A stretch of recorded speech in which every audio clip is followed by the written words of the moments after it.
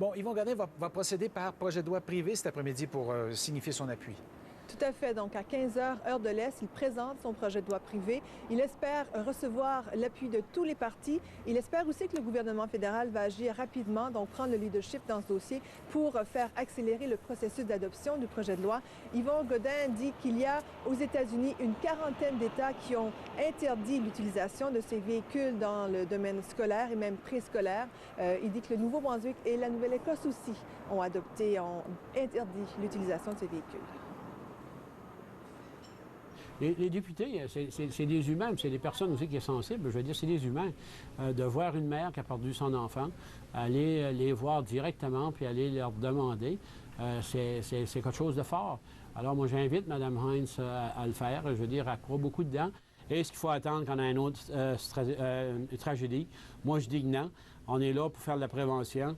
Et est-ce que, juste à s'imaginer, je pense qu'on est tous des parents, on a des enfants, est-ce qu'on veut avoir quelque chose comme ça qui arrive, que ça serait nos enfants qui seraient impliqués dedans? À mon âge, je dirais, ça serait mes petits-fils ou mes petites-filles. C'est totalement inacceptable.